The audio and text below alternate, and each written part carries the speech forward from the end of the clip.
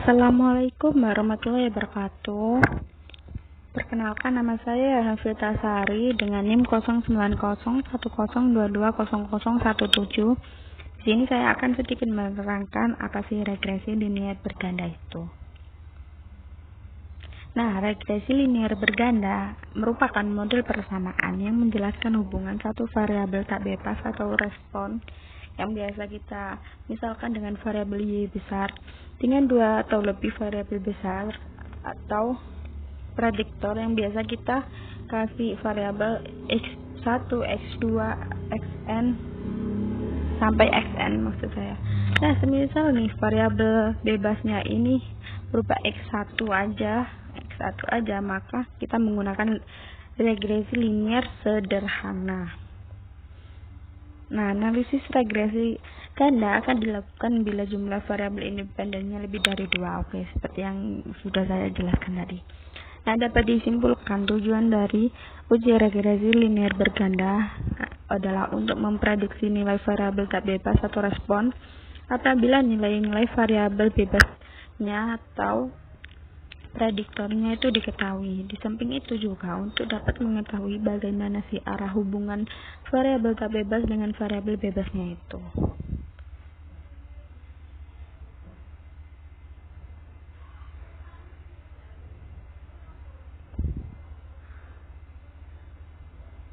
Nah, untuk lebih jelasnya lagi, di sini saya akan menganalisis pengaruh jumlah penduduk, pendidikan, dan jumlah penduduk bekerja terhadap kemiskinan di Jawa Tengah pada tahun 2020. Nah, di sini udah dapat kita lihat nih jumlah penduduk, pendidikan, dan jumlah penduduk bekerja terhadap kemiskinan. Ini jadi variabel X-nya ada 3, yaitu penduduk, pendidikan, dan jumlah penduduk bekerja, dan kemiskinannya yang Y, yaitu yang Y. Oke, lanjut.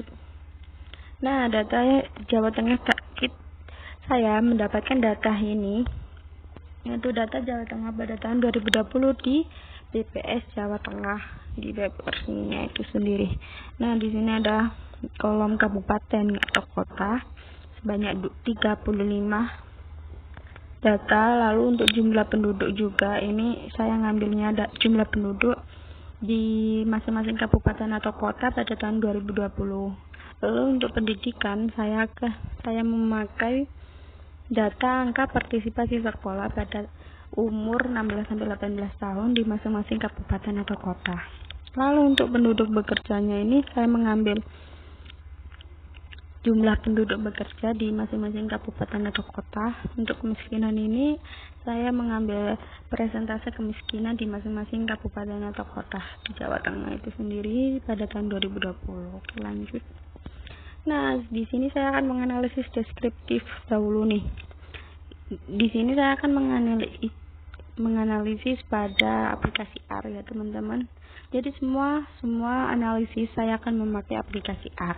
Jadi di sini ada mean, median, SD atau standar deviasi, var atau varian, range, IQR, kuantil. Jadi yang ini atas ini berubah sintaknya. Lalu di sini saya hasil outputnya saya bentuk menjadi sebuah tabel biar tidak ribet. Jadi X1 ini sebagai jumlah penduduk, X2 ini sebagai pendidikan, X3 ini penduduk bekerja, lalu yang Y yaitu kemiskinan.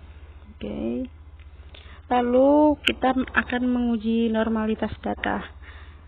Uji normalitas data ini kita memakai sintaks Shapiro.test dalam kurung variabel yang akan kita uji dengan syarat p-value harus lebih besar daripada 0,05. Nah, untuk yang pertama kita analisis dulu nih jumlah penduduknya. P-value-nya ini 0,5463. Jadi kan lebih besar daripada 0,05. 0,05 ini yaitu si alfanya sendiri atau tingkat signifikannya.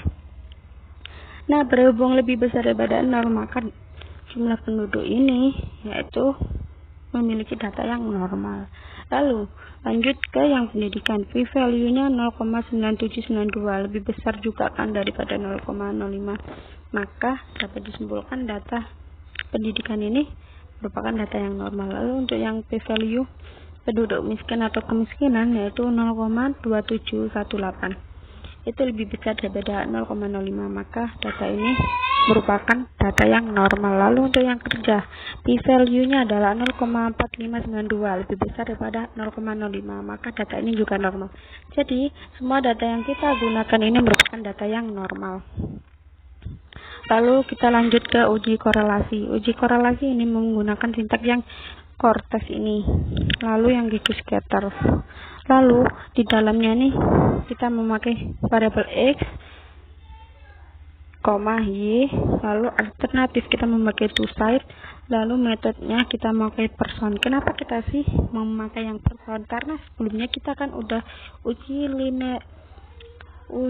normalitas data itu semuanya normal semua nih, jadi kita menggunakan data metode person. Lalu untuk yang GG scatter kita akan memvisualisasikan hasil korelasi yang itu sendiri. Lalu di dalamnya x, y, add sama dengan linear, terus conv.int sama dengan true, core.conv sama dengan true, metodenya juga person. Oke, kita lihat hasilnya. Nah, di sini kan udah tampil nih syaratnya kalau suatu hubungan itu korelasi, p-value-nya harus kurang dari 0,05. Nah, di sini di penduduk miskin, maksudnya kemiskinan dengan jumlah penduduk, p-value-nya 0,3382, maka data ini saling berkorelasi. Lalu yang untuk pendidikan dengan kemiskinan 0,01618 juga kurang dari 0,05, maka data ini berkorelasi. Nah, ini kita dapat lihat di grafiknya nih ya teman-teman, di grafiknya itu sendiri. Nah, untuk yang kerja nih, p-value-nya ini ternyata 0,1683, lebih besar daripada 0,05, maka data ini merupakan data yang tidak saling berkorelasi. Nah, berhubung tidak berkorelasi, maka variabel kerja ini tidak digunakan lagi. Ke regresi linear selanjutnya. Oke, langsung lanjut ke analisis regresi linear. Nah, kita akan menguji asumsi multikolinearitas. Syaratnya dengan VIF lebih besar daripada 1 dengan sintak VIF mod dalam kurung datanya itu sendiri. Nah, didapat nilainya yaitu 1,1 sekian kan, jadi lebih besar daripada 1, maka uji asumsi multikolinearitas ini terpenuhi. Lalu estimasi parameter. Estimasi parameter ini kita akan melihat kolom yang ini teman-teman. Nah, yang ini yang intercept buat yang ketetapannya. Lalu untuk penduduk ini X1, yang pendidikan X2. Nah, ini kan kita kan dapat melihat arahnya nih, arahnya itu searah atau berbalik arah. Nah, untuk yang X1 atau penduduk ini kan positif. Yang positif ini berarti searah. Yang pendidikan ini negatif, jadi berbalik arah, tidak searah maksudnya teman-teman. Lanjut, kita akan menguji uji parsial dan uji serentak. Oke, untuk uji parsial sama serentak, kalau serentak kita memakai p-value yang ini teman-teman. Kalau untuk uji parsial kita memakai p-value yang ini. Nah, untuk yang uji parsial kan p-value-nya nih syaratnya harus kurang dari 0,05. Nah, sedangkan nilainya nih 0,02326, kurangkan dari 0,05, maka data ini terpenuhi uji parsialnya. Maksudnya uji serentaknya teman-teman, mohon maaf. Untuk yang uji parsial nih p-value harus kurang dari 0,01. Nah, sedangkan ini kan penduduk dengan kemiskinan, ini p-value-nya nih lebih besar daripada 0,1, yang pendidikan kurang dari 0,1, maka data variabel ini memenuhi asumsi yang uji parsial. Jadi data ini secara signifikan per datanya itu saling berhubungan, yang untuk penduduk sama kemiskinan tidak memenuhi asumsi uji parsialnya. Oke, lanjut. Kita langsung ke uji residualnya. Di sini uji residual ada tiga tahapan. Ada tiga tahapan, yaitu uji normalitas residual, uji linearitas, dan uji identik. Nah, kalau uji normalitas ini jika p-value-nya lebih besar daripada 0,05.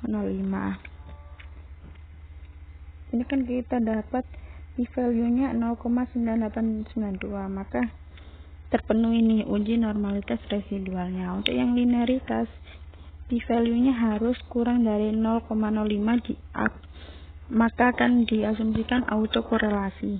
Nah, di sini p-value-nya 0,012 kurang dari 0,05, maka autokorelasi ini. Lalu untuk yang identik akan terjadi heteroskedasitas jika p-value lebih besar daripada 0,05. Nah, ini p-value-nya lebih dari 0,05, maka ini terjadi heteroskedasitas. Jadi dapat kita simpulkan dari analisis yang udah kita analisis tadi, maka didapat persamaan Y sama dengan 17,79 ditambah 0,000002 X1 dikurangi 0,1191 X2, di mana X1 ini jumlah penduduk dan X2 yaitu variabel pendidikan. Dari persamaan tersebut dijelaskan, apabila jumlah penduduk tinggi, maka kemiskinan pun tinggi, sedangkan jumlah pendidikan tinggi, maka kemiskinan itu akan menurun. Variabel jumlah penduduk dan pendidikan secara serentak berpengaruh signifikan terhadap kemiskinan di Jawa Tengah pada tahun 2020, sedangkan parsial hanya variabel pendidikan saja yang secara simultan berpengaruh terhadap kemiskinan. Dari koefisien determinan didapat variabel jumlah penduduk dan pendidikan secara simultan berpengaruh terhadap variabel kemiskinan sebesar 20,95%. Angka tersebut menunjukkan pengaruh yang lemah. Sekian dari penjelasan saya. Apabila ada salah kata, mohon maaf. Akhir kata, wassalamualaikum warahmatullahi wabarakatuh.